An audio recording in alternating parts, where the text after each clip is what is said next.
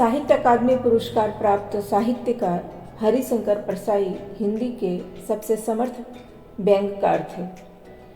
उन्होंने एक बार कहा था कि एक पुरानी पोथी में मुझे ये 2 प्रसंग मिले हैं। भक्तों के हितार्थ दे रहा हूँ। इन्हें पढ़कर राम और हनुमान भक्तों के हृदय गदगद हो जाएंगे। मैंने अपने अंतिम पोस्ट में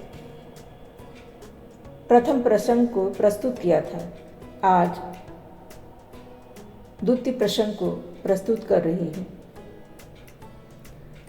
लक्ष्मण मेघनाद की शक्ति से घायल पड़े थे।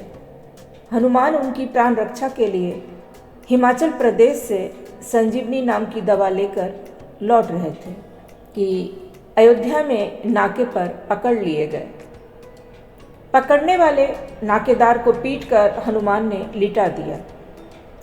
राजधानी में हल्ला हो गया कि बड़ा बलशाली स्मगलर आया हुआ है। पूरा फोर्स भी उसका मुकाबला नहीं कर पा रहा। आखिर भरत और शत्रुघ्न आए।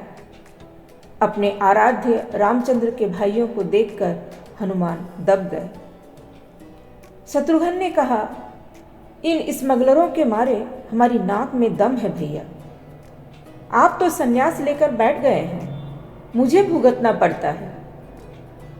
भरत ने हनुमान से पूछा, कहाँ से आ रहे हो? हनुमान ने कहा, हिमाचल प्रदेश से। क्या है तुम्हारे पास? सोने के बिस्किट, गांजा, अफीम? दवा है।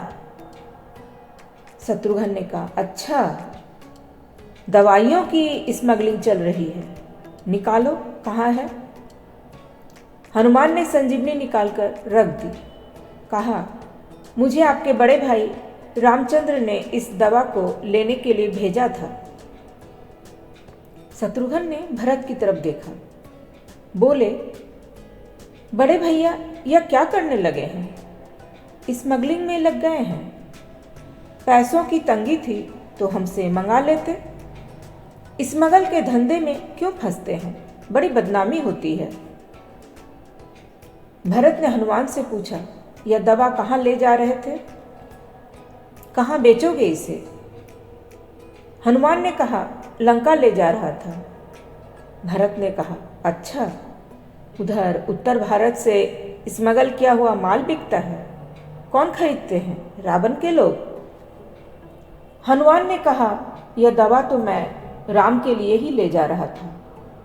बात यह है कि आपके बड़े भाई लक्ष्मण घायल पड़े हैं, वे मरणासन्न हैं। इस दवा के बिना वे बच नहीं सकते। भरत और शत्रुघ्न ने एक दूसरे की तरफ देखा।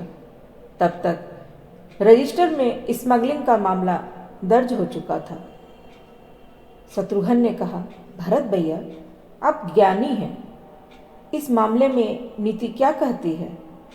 शासन का क्या कर्तव्य है? भरत ने कहा, स्मगलिंग यूँ अनैतिक है, पर स्मगल किए हुए सामान से अपना या अपने भाई भतीजों का फायदा होता हो तो यह काम नैतिक हो जाता है।